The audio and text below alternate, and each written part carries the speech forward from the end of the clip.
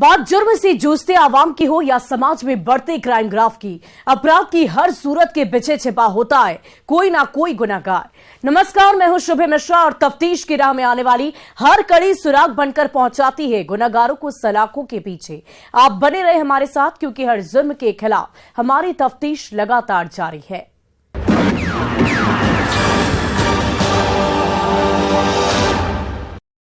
गोपालगंज में छात्र अंकित की हत्या का मामला दिन पर दिन उलझता ही जा रहा है। इस घटना में जख्मी अंकित के दोस्त हरिओम ने एक बड़ा खुलासा करते हुए पुलिस की थ्योरी को गलत करार दिया है। चश्मदीद हरिओम का कहना है कि अंकित की हत्या क्रिकेट के विवाद में नहीं हुई, बल्कि पूरी साजिश के तहत मस्जिद के पास दोनों को निशाना बनाया गया और बदमाशों ने बड़ी बेरहमी से अंकित की पिटाई कर उसे मौत के घाट उतार दिया। हरिओम के इस खुलासे के बाद पुलिस की जांच भी सवालों के घेरे में है। आखिरकार हरिओम के दावे और पुलिस की थ्योरी में क्या है फर्क, इसे समझने के लिए हमारी ये रिपोर्ट देखिए। अंकित हत्याकांड में बड़ा खुलासा, चश्मदीद हरिओम ने खोला राज। क्रिकेट के विवाद में नहीं हुई हत्या, पुलिस की थ्योरी पर उठे सवाल। हत्यारों ने अंकित को क्यों मारा?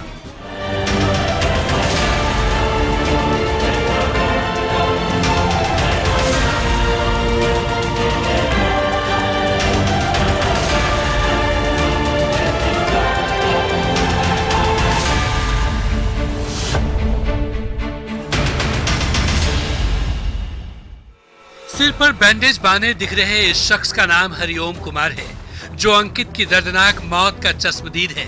27 जनवरी को जिस दिन बसडीला मस्जिद के पास मुस्लिम युवक अंकित को पीट रहे थे, उसे बेरहमी से जानवर की तरह मार रहे थे, तब यही हरिओम घटनास्थल पर बेहोश पड़ा था, क्योंकि अंकित पर हमले से पहले हरिओम को ही निशाना बनाया गया और चाकू मारकर इसे घायल कर दिया गया था, जिसे बाद में इलाज के लिए गोरखपुर अस्पताल ले जाया गया, जो अब हॉस्पिटल से लौट कर आया है। सर, हम गोपालगंज से पढ़ के आ रहे थे, तो वहाँ पे लाठी डंडा और चाकू से वार कर दिया गया। पीछे सर पे यहाँ पे चोट लगा है।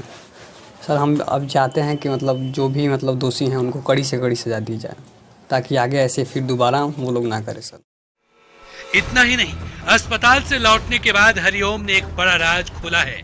हरिओम का कहना है कि अंकित की हत्या किसी क्रिकेट विवाद में नहीं हुई। जो बात पुलिस कह रही है उसकी बात में दम नहीं, पुलिस की पूरी थ्योरी गलत है। ये आरोप हरिओम ने पुलिस के ऊपर लगाया है।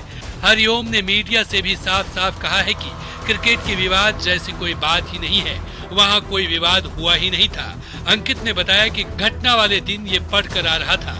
गोपालगंज से लगभग आधे घंटे का सफर करके ये जब बसडीला मस्जिद के पास पहुंचा, तो लाठी डंडे और चाकू से लैस मुस्लिम युवकों ने ताबड़तोड़ हमला बोल दिया, जिससे हरिओम को गहरी चोटें आई और ये वहीं बेहोश होकर गिर पड़ा। पहले वो लोग मारे हमको, तो देखिए बहुत ज़्यादा वो है नहीं हम, क्योंकि उस दिन रात में गोपालगंज ही थे, ठीक है, और गोपालगंज शाम को हम 5 बजे चले हैं और कुछ देर आधा घंटे की रास्ता है। क्रिकेट खेलने को लेकर नहीं ऐसा कुछ नहीं है। क्रिकेट तो सुना आपने, हरिओम ने कहा कि क्रिकेट खेलने से जुड़ी कोई विवाद थी ही नहीं। बसडीला मस्जिद के पास सोची समझी साजिश के तहत पहले हरिओम को चाकू मारा गया, उसके बाद दोस्त को बचाने पहुंचे अंकित की पीट कर हत्या कर दी गई।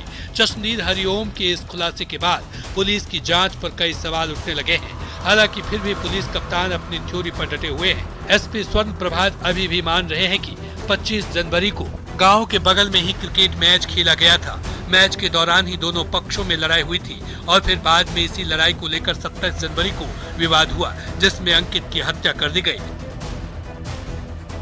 क्रिकेट खेलने को लेकर 25 जनवरी को क्रिकेट खेला गया था गांव के बगल में ही नहर के पास में, और क्रिकेट खेलने के दौरान दोनों पक्ष लड़े थे और उसी को लेकर आपसी मतभेद हो गया था, और इसी क्रम में 27 को ये फिर से घटना हुई थी। एक तरफ चश्मदीद हरिओम कुमार और दूसरी ओर गोपालगंज पुलिस की जांच। इन दोनों की बातों में जमीन आसमान का फर्क है, क्योंकि दोनों एक दूसरे के बिल्कुल विपरीत दावा कर रहे हैं। हालांकि पुलिस इस घटना को लेकर 16 लोगों के खिलाफ हत्या की नामजद प्राथमिकी दर्ज की है, जिसमें से 12 अभियुक्तों को पुलिस ने जेल भेज दिया है, जबकि 4 अभियुक्त आरिफ मियां, सोनू मियां, अहमद अली और दिलशाद अभी भी फरार है।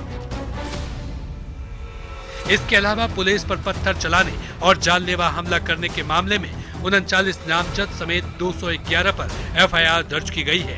ये सभी पसरामा और बसडीला के रहने वाले हैं।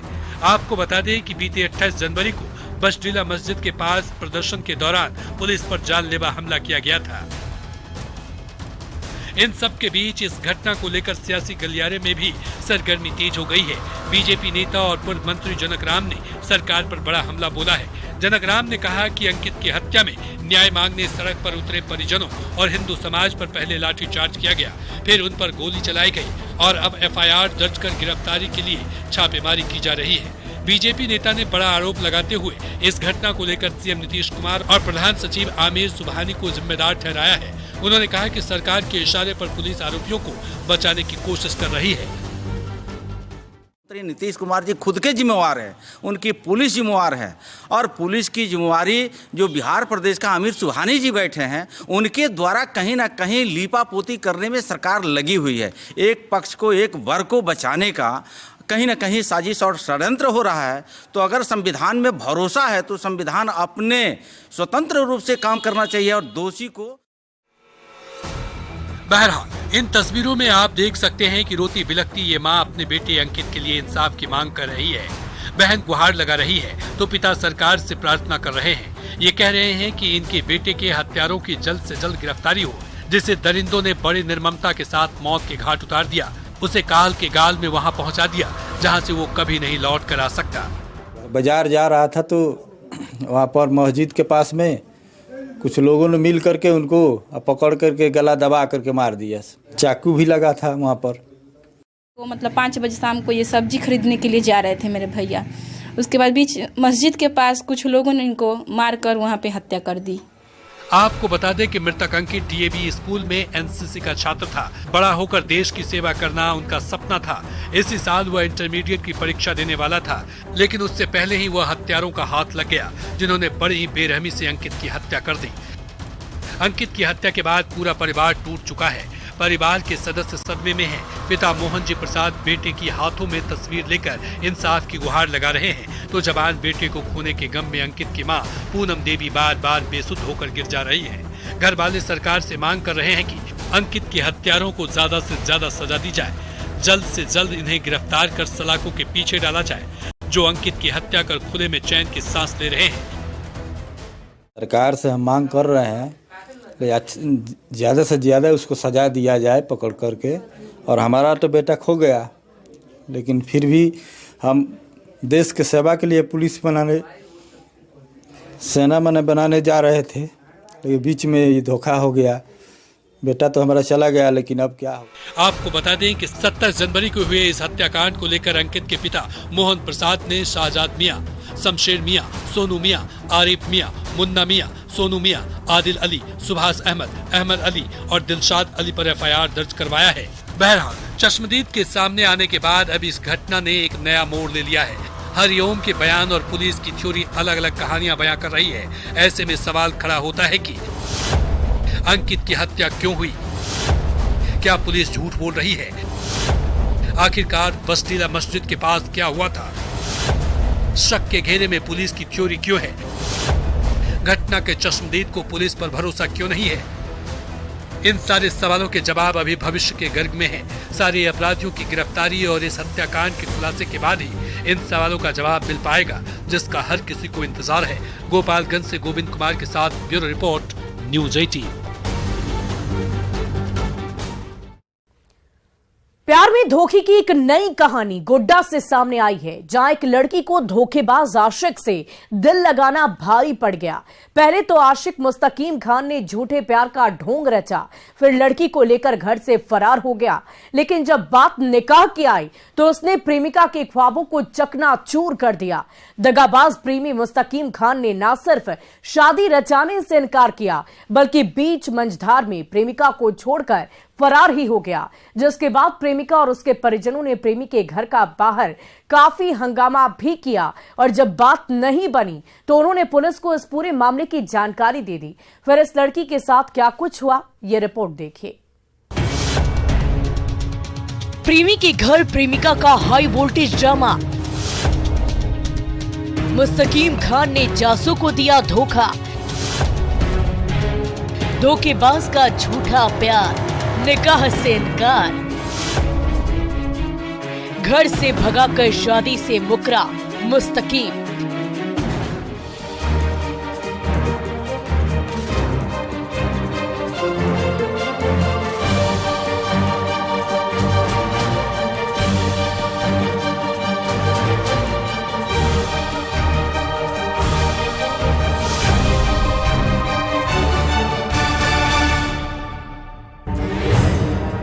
पहले उसने प्यार किया, फिर शादी का नाटक, और अब धोखा देकर फरार हो गया है।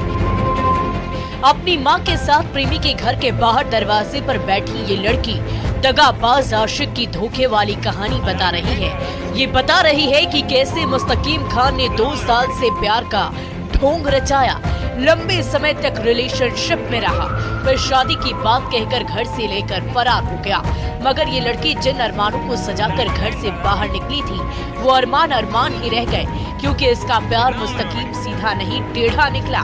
मोहब्बत में उसने उस लड़की से सब कुछ पाया, लेकिन बात जब निकाह की आई तो उसने मुंह मोड़ लिया। कन्या नान के मुझको छोड़ के चले गए, घर में क्यों किया गए। कहाँ घर है तुम्हारा? लश्करी। लश्करी कहाँ पड़ता है? बांका जिला। कब लाया यहाँ? कल सुबह। कल सुबह? हाँ। कितना दिन से तुम लोग का प्रेम प्रसंग चल रहा है? 2 साल से। 2 साल से? हाँ। क्या नाम है लड़का का? मुस्तकीम खान। और तुम्हारा? जासो खातून। तो दिक्कत क्या है? क्या 2 दिन से तुम कहाँ रह रही थी? घर में। लड़का के घर में? हाँ। आज क्यों बाहर कर दी? पता नहीं। अपने मन से बाहर कर दी? हाँ, लड़का माँ बाप हमको मारने के लिए उठे। घर भगा के ले सर, आरो की कहै 2 दिन रखले छे घरों में। और जब की कहै हमर नहीं बोले कि ब्याह शादी तो कर ले, तो ओकरा माय बाप उनटले हमरा मारल उठी गेल। ओकरा भाई बाप सब बोल तोरा यहाँ क्या हमरो लड़का अपहरण करी ले गेल छ, और तो यहाँ आयल छ हमरा घर पर। दरअसल ये घटना नगर थाना के नाजर टोला की है, जहां गोड्डा के रहने वाले मुस्तकीम खान ने बांका की रहने वाली प्रेमिका जासू खातून के साथ निकाह के नाम पर प्यार का ढोंग रचाया। 2 साल तक प्यार का नाटक करते रहा, और जब बात शादी की आई तो उसने मुंह फेर लिया। अब जासू खातून प्यार के लिए तड़प रही है, आंखों में आंसू लिए घर के बाहर प्रेमी के लौटने का इंतजार कर रही है। ये इंसाफ के लिए भटक रही है, कभी अपनी मां का चेहरा देख रही है, तो कभी भीड़ के सामने गर्दन झुकाए खड़ी है। इसकी बेबसी ऐसी है कि कोई साथ नहीं दे रहा है, ना तो इसका प्रेमी और ना ही प्रेमी के परिवार वाले इसके साथ खड़े हैं। जिस लड़के को अपना किस्मत ये माना करती थी, अब वो पुरानी कहानी बन गया है। इससे बेवफाई कर घर से फरार हो गया है।